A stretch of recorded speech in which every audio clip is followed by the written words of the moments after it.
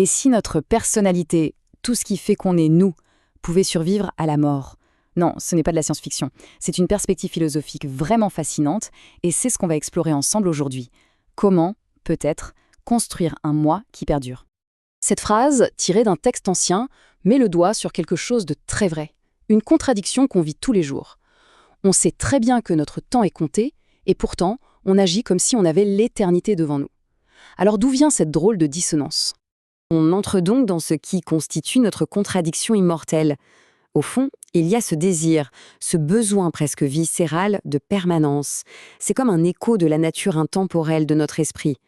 Et ce désir, il a littéralement façonné l'histoire de l'humanité. Et cette pulsion, eh bien, on la retrouve absolument partout.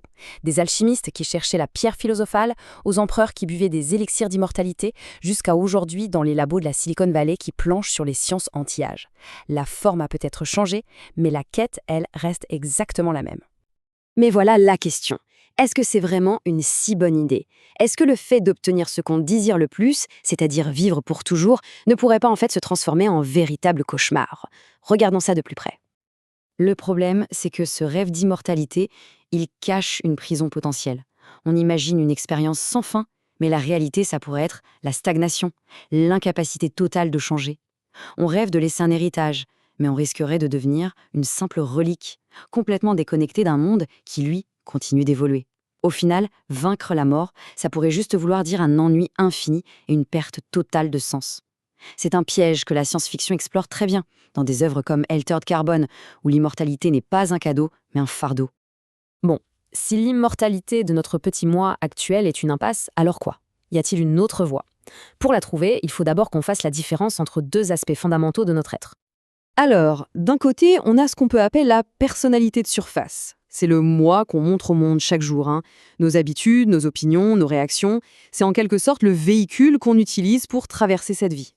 Mais si ça, c'est le véhicule, il faut bien un conducteur, non? Et ce conducteur, c'est la vraie personne, ou l'âme.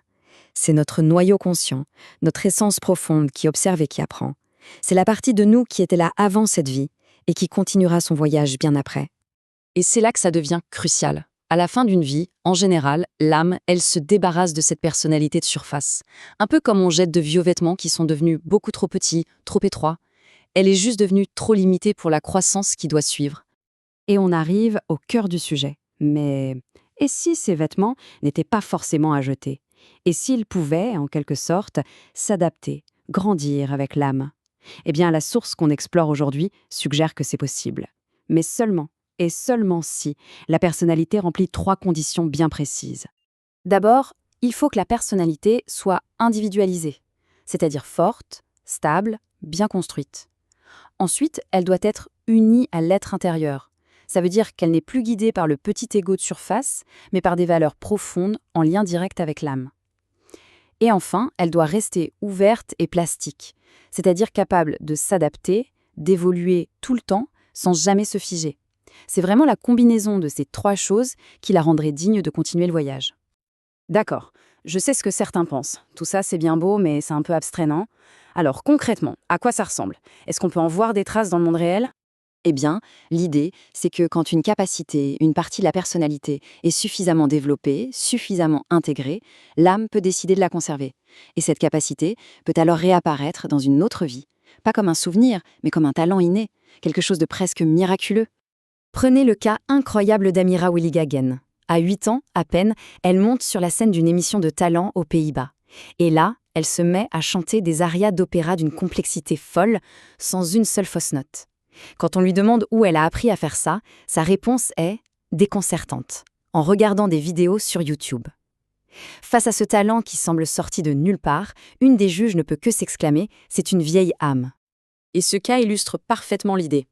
Attention, il ne s'agit pas de mémoire. Ce n'est pas qu'elle se souvienne d'avoir été chanteuse d'opéra. Non, il s'agit de transmettre une capacité qui a été perfectionnée. C'est comme si une compétence, développée à son plus haut niveau, devenait une partie permanente de l'âme, prête à être utilisée à nouveau. Tout ça nous amène donc à la question finale, une question qui change complètement la perspective. Et si l'immortalité, ce n'était pas de fuir la mort? Et si c'était plutôt de construire un moi qui vaille la peine d'être conservé? Le véritable enjeu, alors, ce ne serait plus de vivre le plus longtemps possible, mais de vivre de telle manière que chaque morceau de notre personnalité devienne si riche, si unifié et si adaptable qu'il mérite de devenir éternel.